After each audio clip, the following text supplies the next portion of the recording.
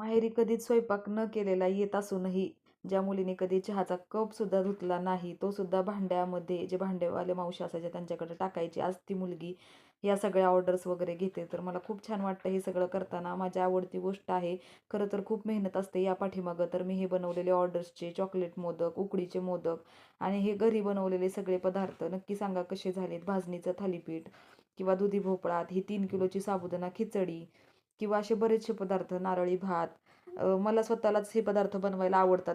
पावभाजी, असे वेगवेगळे varieties try करायला आवडतात. आळूची वडी, भरपूर लेयर्सची, आप्पे आणि ग्रीन चटणी.